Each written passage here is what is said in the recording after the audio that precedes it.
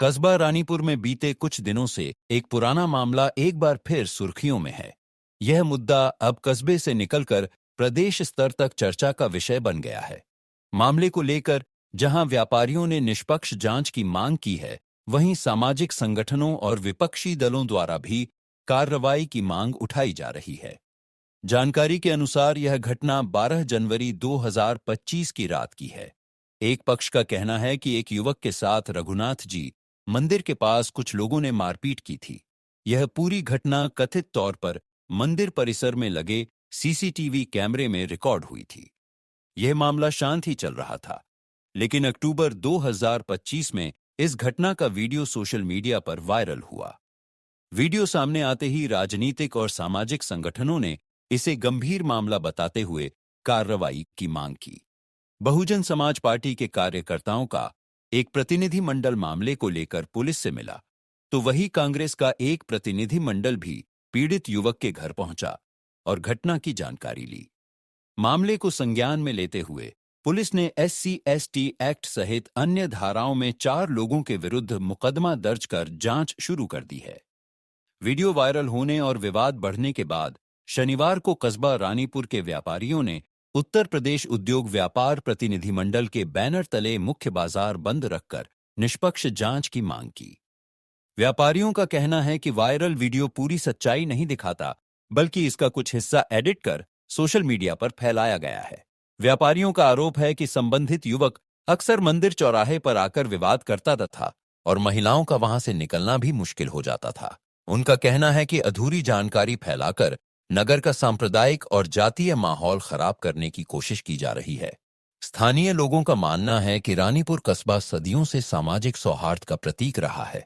यहाँ बुनकर समुदाय और व्यापारी वर्ग एक दूसरे के सुख दुख में साथी रहे हैं, लेकिन इस घटना के बाद कहीं ना कहीं समाज में तनाव और जातीय विभाजन की स्थिति महसूस की जा रही है।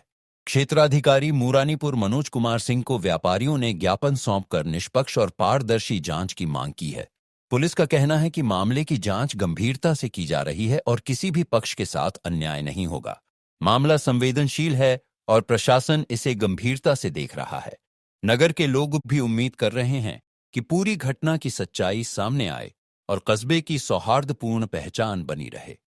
सुनिए उक्त मामले को लेकर क्या कहना है दोनों पक्षों के समर्थकों का।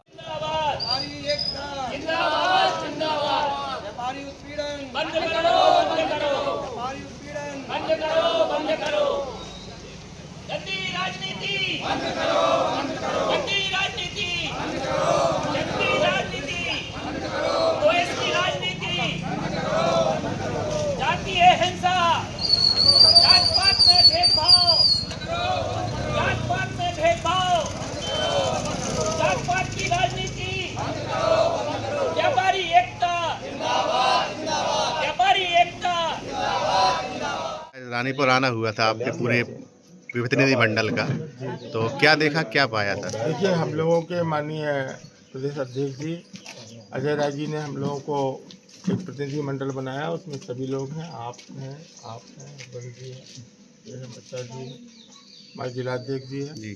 सभी लोगों का एक प्रतिनिधि मंडल तय हुआ कि आप जाइए। बहुत माने दर्दनाक और बहुत बीभत्स घटना हुई है वहाँ जी। तो इसका आकलन करिए और आकलन के बाद उसकी वास्तविक स्थिति क्या है उसको हमें प्रदेश अध्यक्ष जी को अवगत कराना है, कांग्रेस पार्टी को अवगत कराना है।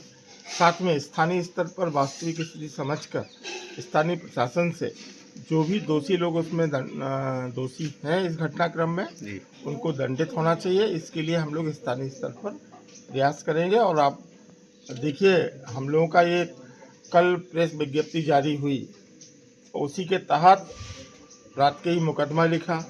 इसी तरह का बबीना से हम लोग अभी आ रहे हैं। बबीना से जैसे ही मालूम चला वहाँ प्रशासन को कि ये लोग आज यहाँ आ रहे हैं, उनको अरेस्ट किया गया और उनको जेल भेज दिया गया। हमारे पहुँचने से पहले ही ये काम हुआ। तो कांग्रेस पार्टी निरंतर ये चाहती है जहाँ अन्याय हो उसके खिलाफ हम लोग खड़े हैं और इनके खिलाफ जो भी लोग दोषी हैं उनको दंडित होंगे और जेल जाएंगे। पीड़ित का मकान भी लिखा हुआ है, मकान ये तो देखिए, ये तो मजबूरी है उनकी, बेचारों की, गरीब आदमी है उनके पास जब कोई रास्ते सब बंद हो जाते हैं व्यक्ति के सामने, तो उनके पास कोई रास्ता बसता नहीं, तो बेचारे घर छोड़ के अपना मकान बेच के मजदूरी करने के लिए बाहर जाने तो का। क्या माने डरे हुए हैं ये लोग? डरे हुए हैं। हम लोग तो उनसे कह रहे हैं कि आज के बाद वो खुला घूमे और उनके ऊपर कोई आंच नहीं आएगी, वो आएगी तो उसके दुष्परिणाम बहुत गंभीर होंगे। इधर सारे व्यापारी एकजुट हुए, क्या वजह रही? विगत दिवस जो हमारे व्यापार मंडल के नगर अध्यक्ष सुधीर जैन भाजा, जो यहाँ के प्रतिष्ठित व्यापारी हैं नगर के, उनके खिलाफ द्वेषवश राजनीति के अंतर्गत उनके खिलाफ जो झूठा मुकदमा लिखाया गया है, उसके खिलाफ हम लोग इकट्ठे हुए हैं और शासन और प्रशासन को अवगत कराना चाहते हैं कि किसी के सत्य की जांच कर न्याय, व्यापारियों को न्याय मिले, किसी के खिलाफ उत्पीड़न ना हो। इसके उत्पीड़न आप कैसे कह सकते हैं? सामने सब दिखाई दे रहा है, किस तरह वीडियो है जो वायरल हुआ है। ये तो पूरा नगर जानता है, पूरा क्षेत्र जानता है कि उक्त व्यक्ति किस आचरण का है, उसका चाल चलन क्या है। और वो विगत कुछ दिनों से वो वहाँ पर मंदिर के आसपास शराब पी के बैठता था और गाली गलौज करता था, जिससे महिलाएं असहजता महसूस करती थी।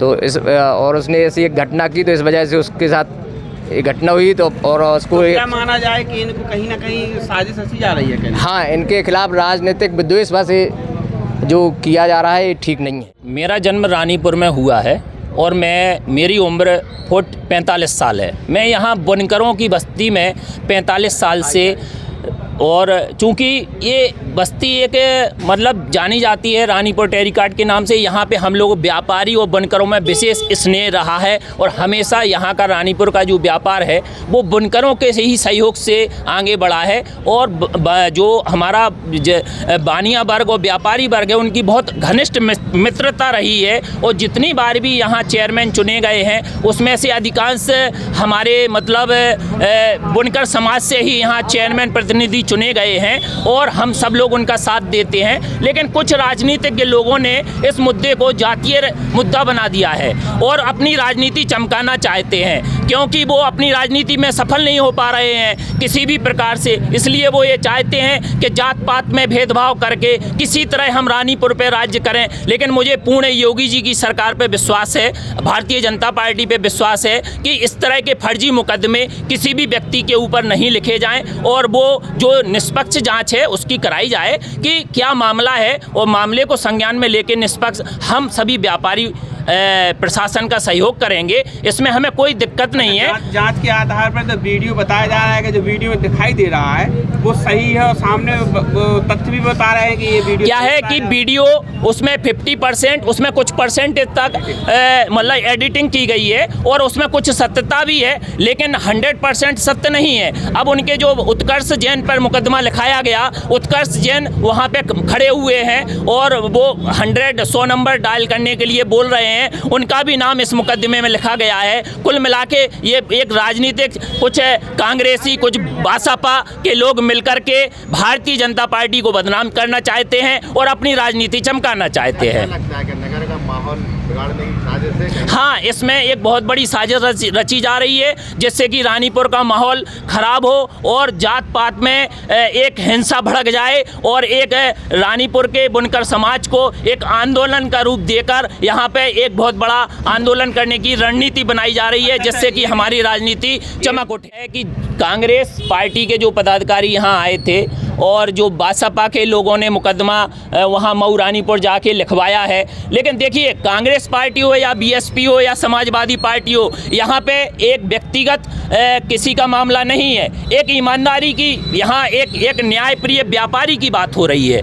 चूँकि व्यापार करना कोई गुनाह नहीं है, व्यापार आदमी करता है और जनता व्यापारी के साथ है। चूँकि देखिए जो गलत काम करता है उसका गलत काम का गलत ही परिणाम निकलता है। मैं ये चाहता हूँ कि इसमें माननीय योगी जी से, मुख्यमंत्री जी से मैं गुजारिश करूँगा कि इसमें न्यायप्रियता और जो भी इसमें निष्पक्ष जांच हो। देखिए, जो ये कल मुकदमा लिखा गया है वो घटना लगभग 8 माह पुरानी थी।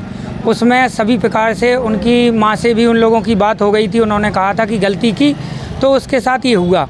कोई दिक्कत नहीं थी। लेकिन कुछ लोग जो राजनीतिक तौर पर यहाँ रानीपुर में मौजूद हैं और वो कहीं ना कहीं सक्सेस नहीं हो पा रहे हैं, तो उन्होंने एक फेसबुक आईडी बना करके इसको एक जातिवादी रूप देने का पूरा काम किया और उसकी माँ को बगला करके, और ये पीड़ित ने प्रार्थना पत्र नहीं दिया, उनकी माँ ने प्रार्थना पत्र दिया, उसके अनुरूप उस पर मुकदमा लिखा गया है।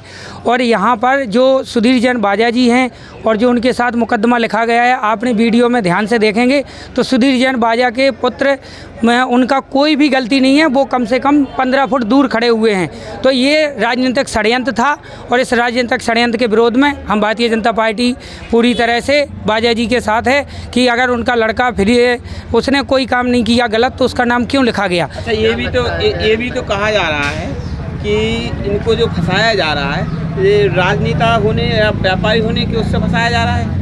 जी बिल्कुल, उनसे पहले ये 4-5 दिन पहले से ये मुकदमा, ये जो वीडियो चल रहा था, इनसे इनमें बैठ करके कई लोगों के माध्यम से इनसे बातचीत हो रही थी और उसमें कुछ पैसों की भी डिमांड की गई, जिसमें उन्होंने असहजता दिखाई कि हम पैसे नहीं दे पाएंगे, तो ये तदुपरांत मुकदमा लिखा गया है। तो चर्चा में ये भी है कि जो पीड़ित है वो कह रहा है हमको धमकाया जा रहा है, ये कहाँ तक सही है? कहीं कोई धमकाया नहीं जा रहा है। आपने कहीं सुना है व्यापारी किसी को धमकाते हैं? आप एक सब्जी बेचने वाला किसी को धमकाता है? आपने सुना एक नाई की दुकान खोलने वाला किसी को धमकाता है? ये धमकाने का काम उन लोगों का था, उन लोगों ने धमकाया, पैसे लेने के काम किया, लेकिन वो पैसे उन्होंने नहीं दिए तो मुकदमा लिखा गया। लगता है कहीं ना कहीं साजिश के आधार पे, बिल्कुल साजिश के आधार पर, और बाजा जी के सुपुत्र को भी बिल्कुल कोई गलती ना होते हुए भी उनको, ये एकदम विदेश की भावना से किया जा रहा है। ये राजनीतिक प्रतिद्वंदिता विदेश की भावना है और एक तरह से रंगदारी है। एक झूठा मुकदमा लिखाकर, और इस एक्ट के अंदर चूँकि बचाव की उम्मीद कम होती है, पैसे की मांग की जा रही है, जो पहले भी भाई साहब ने बताया था, और इस चीज़ को, इस झूठे के मुकदमे को तुरंत वापस होना चाहिए।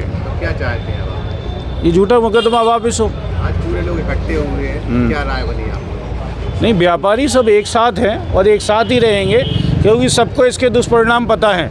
अगर ये चालू हो गया तो बहुत जीना मुश्किल हो जाएगा रानीपुर के अंदर लोगों का।